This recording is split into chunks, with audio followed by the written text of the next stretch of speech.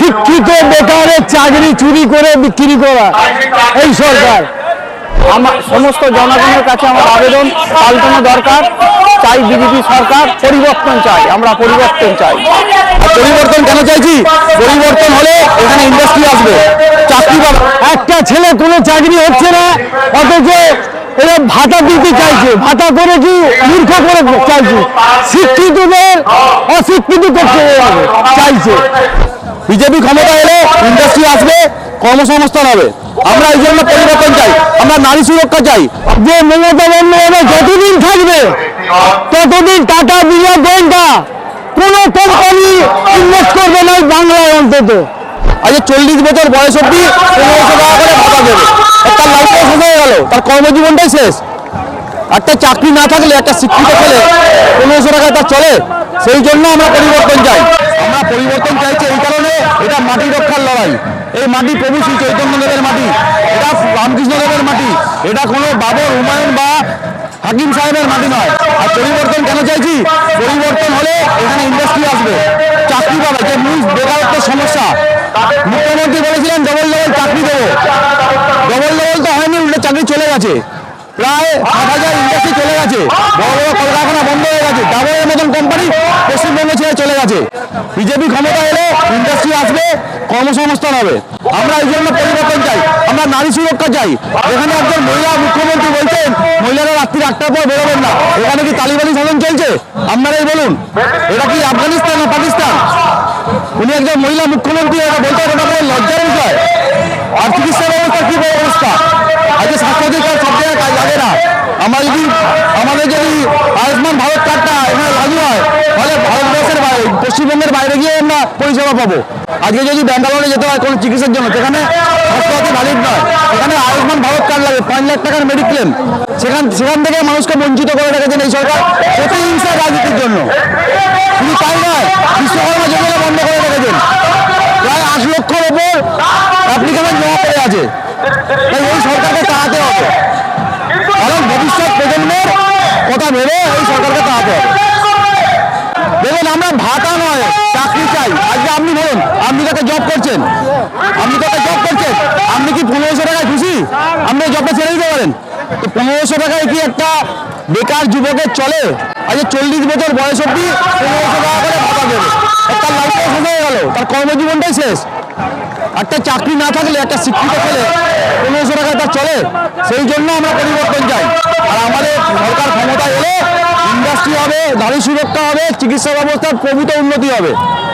এবং অমিত শাহজি আমাদের স্বরাষ্ট্রমন্ত্রী বলেই গেছেন যে যে ভাতাগুলো চলছে সেই ভাতাগুলো বাড়বে।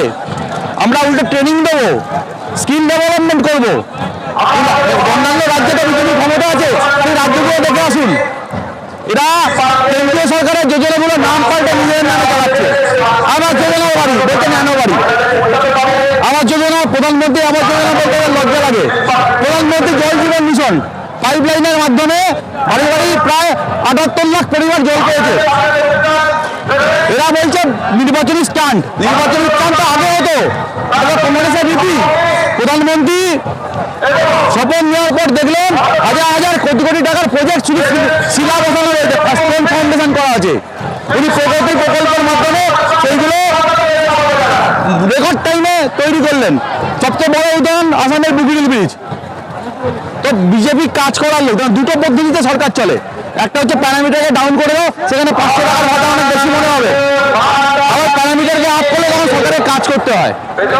বিজেপি কাজ করে, যত প্রকল্প সব কেন্দ্রীয় সরকারের প্রকল্প, নাম পাল্টে চালাচ্ছে। প্রধানমন্ত্রী গ্রামীণ সড়ক যোজনা 21,000 কিলোমিটার, ওরা প্রতিশ্রুতি বলে চালাচ্ছে। পরিবর্তন দেখা, ইনডাইরেক্ট নিয়ে লাভ নেই, ডাইরেক্ট নিন। 2,000 টাকা 3,000 টাকা নিন, ভাড়া মাধ্যম আসছে। ডাইরেক্ট নিলে 2,000 টাকা 3,000 হবে। ডাইরেক্ট দিলে আবাস যোজনায় কাটমানি দিতে হবে না। ইনডাইরেক্ট কেন নিচ্ছেন? বিজেপিকে নিয়ে আসুন। দেখুন, বিজেপি বলেছিল 2 কোটি চাকরি দেবে। আপনি বিজেপি শাসিত রাজ্যগুলোকে দেখুন, কত উন্নতি হয়েছে, কত কর্মসংস্থান হয়েছে। এ রাজ্যের মুখ্যমন্ত্রী মমতা ব্যানার্জি বলেছিলেন ডবল ডবল চাকরি দেবো। সেই চাকরি কি হলো? আপনারাই বলুন। আজকে বিজেপিকে ক্ষমতায় নেবেন, তখন চাকরি পাবেন, কর্মসংস্থান বাড়বে, ইন্ডাস্ট্রি আসবে, তখনই চাকরি হবে। এই সরকার সরকার ভাতা দিয়ে ভোট ব্যাংক কেনার সরকার। এখানে পশ্চিমবঙ্গের বিভিন্ন এলাকার মানুষ দুর্নীতি এবং অন্যায় অত্যাচার থেকে মানুষ ক্ষুব্ধ হয়েছে। কৃষকদের ন্যায্য দাম পাচ্ছে না, কৃষকরা সংসার চালাতে পারে না। এ কারণে মানুষের আর্থিক অবস্থা খুব খারাপের দিকে যাচ্ছে এবং বিভিন্ন দিকে মানুষকে প্রলোভনে লোক দেখিয়ে মিথ্যার আশ্রম করে দেশটাকে গোটা দুর্নীতির জন্য ধ্বংস করে ফেলেছে। এই জন্য আমার সমস্ত জনগণের কাছে আমার আবেদন, পাল্টানো দরকার। চাই বিজেপি সরকার, পরিবর্তন চাই, আমরা পরিবর্তন চাই। বিভিন্নভাবে জবরদস্তি করে মানুষকে বেদখল করা হচ্ছে, মানুষকে অন্যায় অত্যাচার পরিমাণ বাড়িয়ে দেওয়া হচ্ছে। তাই সমস্ত অন্যায় অত্যাচারে রুখে দাঁড়ানোর প্রতিবাদে গোটা ভারতবর্ষ তথা পশ্চিমবঙ্গের সমস্ত মানুষ এক হয়েছে যে আমরা পাল্টানো দরকার, চাই বিজেপি সরকার, আমরা পরিবর্তন চাই। আপনারা যে এই পরিবর্তন যাত্রায় অংশগ্রহণ করেছেন, কোন কোন দাবিকে সামনে রেখে বা কেন পরিবর্তন আপনারা চাইছেন? শিক্ষিত বেকারের চাকরি চুরি করে বিক্রি করা এই সরকার, তারপরে চাল চুরি, রেশনের গম চুরি, তারপরে আপনার পাথর চুরি, বালি চুরি, কয়লা চুরি, সমস্ত কিছু চুরি করে সেই সরকার।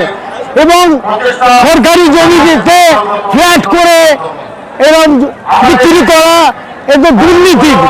একটা ছেলে কোনো চাকরি হচ্ছে না, অথচ এরা ভাতা দিতে চাইছে। ভাতা করে কি মূর্খ করে চাইছে, শিক্ষিতদের অশিক্ষিত করতে চাইছে।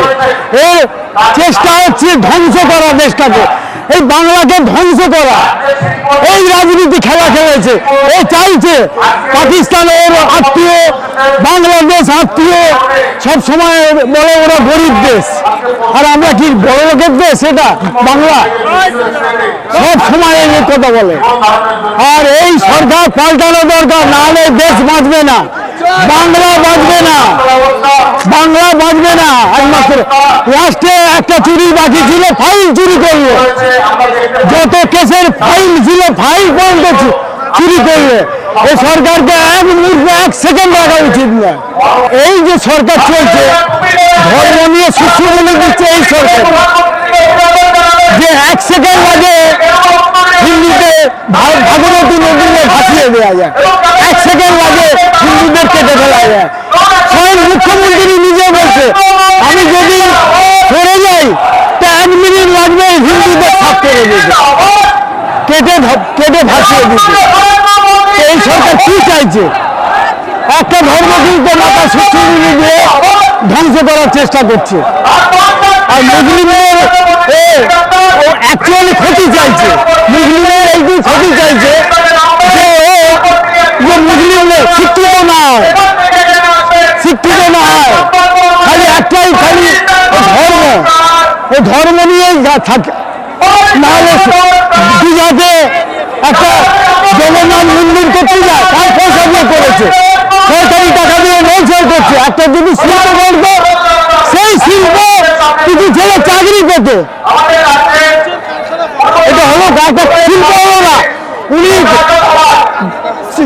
দীঘার সমুদ্রের গায়ে দিয়ে কি করলো, একটা সরকারের টাকা নিয়ে একটা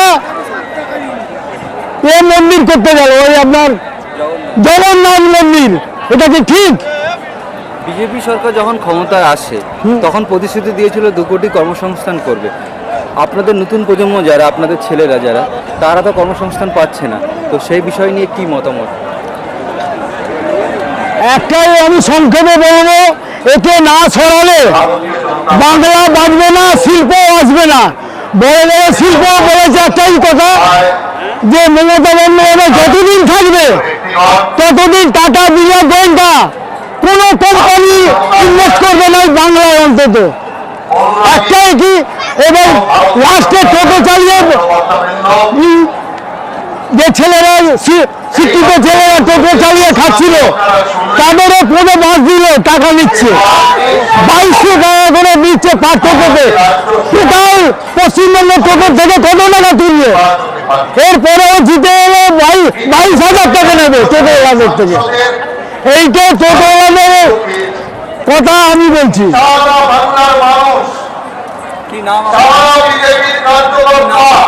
আমার নাম প্রদীপ দাস।